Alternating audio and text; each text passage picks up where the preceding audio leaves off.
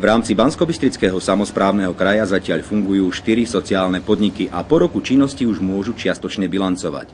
V okrese Revúca sa sociálny podnik sústredil na výrobu drevených paliet a podarilo sa mu vytvoriť bezzvyškovú prevádzku.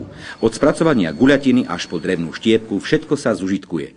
Svoj podnik umiestnil do obce Muráň. Jeden z tých dôvodov je, že sme tu získali dobré výrobné priestory do prenájmu, také, ktoré vyhovujú našim požiadavkám. A ten druhý dôvod je, že som rodák stadiaľto a chcel som teda pomôcť tomuto kraju alebo tomuto regiónu a konkrétne tejto obci, čo sa týka zamestnania znevýhodnených osôb.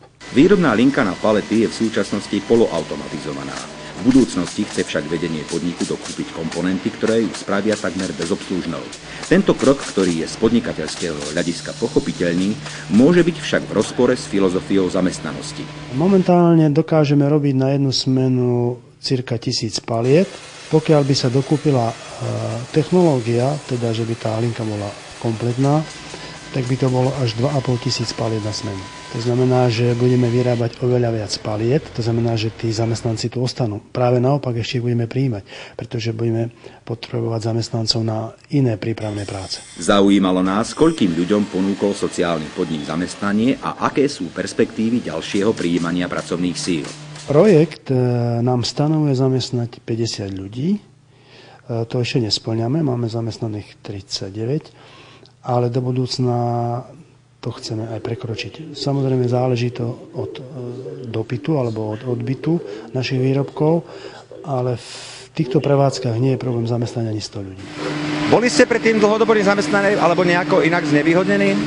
Bol som dlhšie. Tak 2-3 roky som bol nezamestnaný predtým. Predtým ste pracovali ako čo? Tiež s drevom som robil. Ako sušil som drevo a... Je dlho doma bez práce alebo dá sa vydržať? Nie.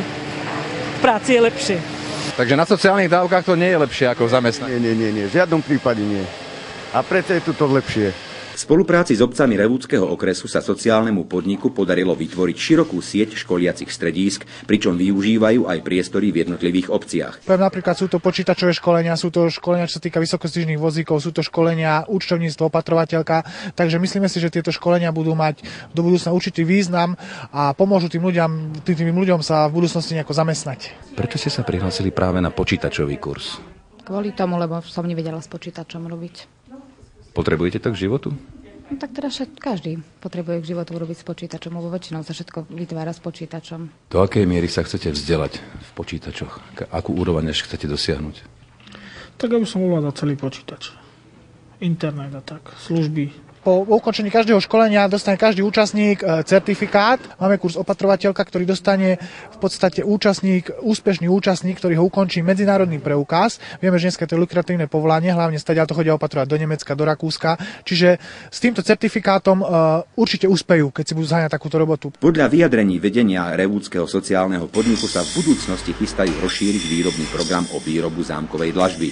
Najdôležitejšie komponenty už podnik z fondov zakúpil. Teraz čaká na ďalší objem peňažných prostriedkov, aby mohol linku na zámkovú dlažbu skompletizovať.